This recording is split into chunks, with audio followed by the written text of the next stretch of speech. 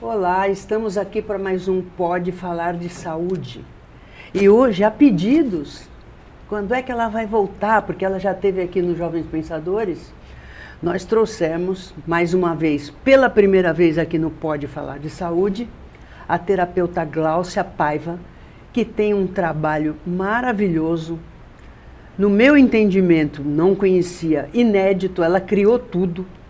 Ela trabalha há 30 anos com terapia, ela fez vários cursos na área de terapia, ela hoje é professora e ela salva vidas. No mínimo, saúde mental. E como às vezes a saúde mental prejudica a saúde física, aliás, quase sempre, nem estamos falando do limite máximo que é o suicídio, mas antes disso vem muitos pequenos suicídios diários por conta da saúde mental prejudicada. E no meu entendimento, a Gláucia vai falar muito melhor sobre isso, eu já vou até passar para o Márcio, mas já vou lançar isso aí para ela ficar pensando para o que a gente vai conversar sobre isso. No meu entendimento, o Brasil, de um modo geral, e o mundo, porque hoje, vou usar uma expressão batida, a aldeia global existe mesmo, nós vivemos os problemas da humanidade imediatamente, a gente sabe o que acontece no mundo todo em tempo real, e isso tem sobrecarregado demais a nossa saúde mental. A maioria dos problemas não nos cabe resolver, e nós somos movidos a resolver problemas, e não podemos resolver, e isso causa uma grande angústia, e tome remédio para a ansiedade. Será que resolve? Isso aí a Gláucia é que vai responder. Passando para o Márcio, para as considerações dele, em seguida para a nossa queridíssima, competentíssima e cheia de novidades nessa área, pelo menos para mim, Gláucia Paiva. Márcio. Sejam todos bem-vindos novamente para mais um episódio do podcast Pode Falar de Saúde. O podcast foi criado, pensado e destinado a vocês, todos, indistintamente, para que possam aprender o máximo, captar o máximo de informações, assimilar e internalizar. E como já muito bem apresentado pela Rosilma, temos hoje a Gláucia Paiva e eu também estou muito curioso e já vou passar então a ela as suas apresentações iniciais. Seja bem-vinda, Gláucia. Muito obrigada do convite. É muito bom estar aqui em Santos, é minha terra. Essa terra tem muita força e eu gosto muito de estar aqui. Eu trabalho com trauma transgeracional. O que é o trauma transgeracional? É algo que ocorreu lá no passado, né? E que vem passando de geração em geração. Mas como é que isso começa a afetar a gente, né? Exatamente com tudo que você estava falando, que o nível de estresse que a gente vive hoje é altíssimo, né? E a neurociência vem nos ensinando que o nível de estresse está proporcionalmente relacionado à saúde física e mental, né? Então, você tem o estresse diário, você tem o estresse do dia a dia, pagar boleto, excesso de trabalho, alimentação, sono, atividade física, filhos, família e os conflitos interrelacionais, né? Os conflitos interrelacionais, eles afetam até muito mais do que o próprio ritmo de vida, porque esse nos pega na profundidade, lá na alma, né? Então vem uma dor emocional. Então a gente tem o nível de estresse do teu presente, né? E que você é consciente, porque você sabe que você está trabalhando muito, você tem esse tipo de estilo de vida, alimentação, atividade física, mais a dor emocional que os vínculos, que os relacionamentos e que os conflitos diários nos causam, eles são muito inconscientes. E difícil da gente conseguir entender o que está doendo, o que doeu, por que doeu, né? Então, esse é o nível de estresse do seu presente. Mas nós temos outra camada de estresse que vem da nossa infância, que vem do nosso sistema familiar. Toda família vive conflitos, né? Os nossos pais viviam conflitos com os filhos, entre eles, com os sogros, com os irmãos, com os tios, com o sistema familiar inteiro. E, de uma forma ou de outra, aquilo vai se repetindo, porque quando existe um conflito numa família, ele é recorrente. uma vez por semana, 2 vezes por semana, a cada dia, 1 vez por mês, 1 vez por ano. Mas ele se repete. E a criança absorve tudo isso com muita facilidade, né? Eu tive um professor que ele nos ensinou da seguinte forma: nós somos uma máquina de copiar muito ocupada copiando. Então, na infância, a gente não tem repertório, a gente aprende o repertório dos pais.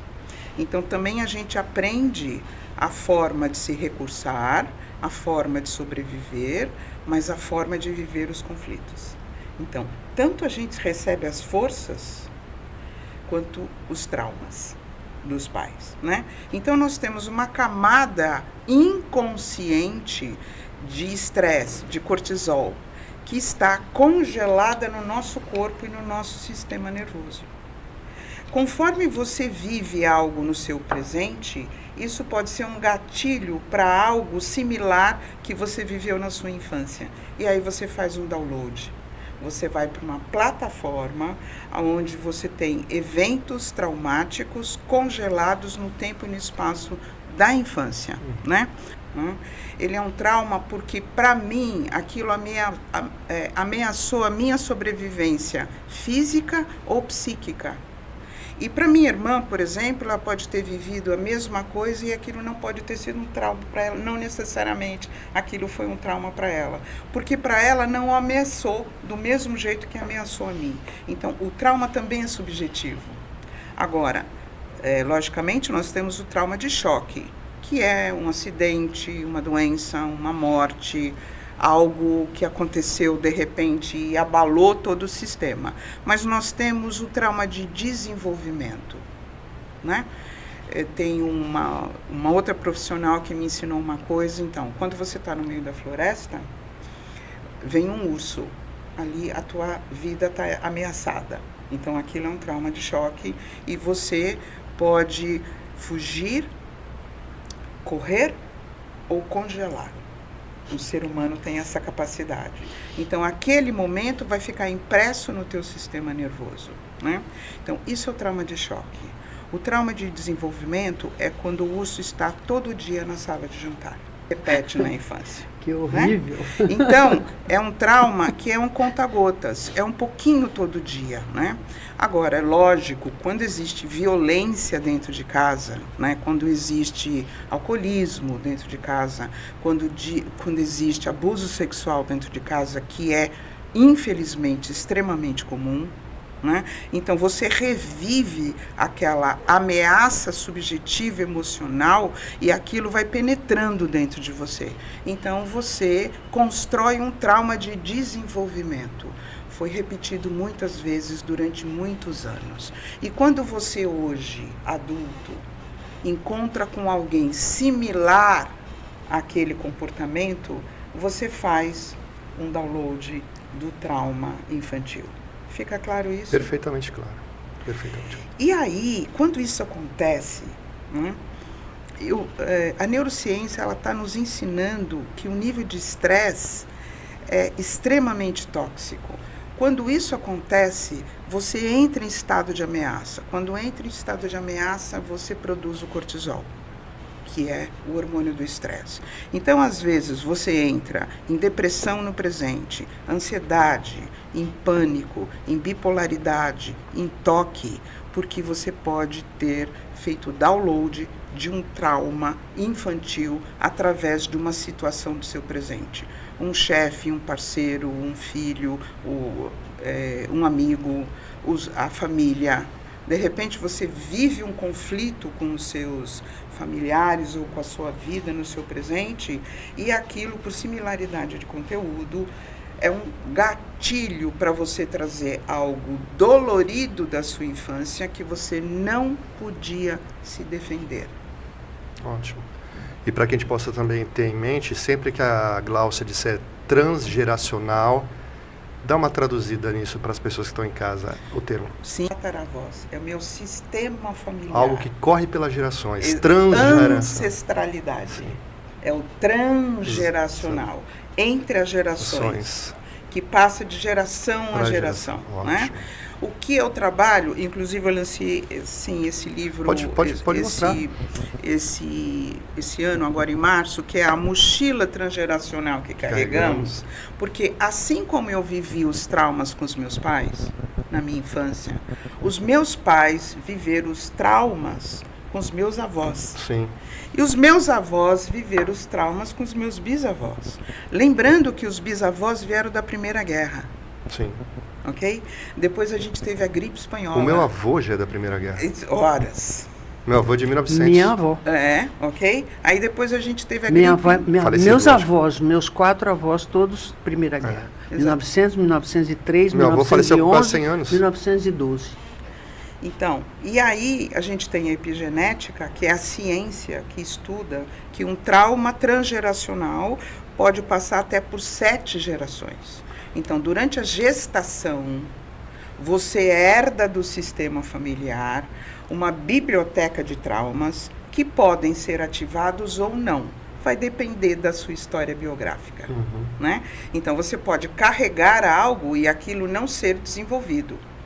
Você pode não carregar algo, mas a tua biografia é o suficiente para você desenvolver. Mas quanto menos você carrega, menos você pode desencadear. Ok? Glaucia. Então aqui tem um jogo de forças no nosso DNA. Entendi.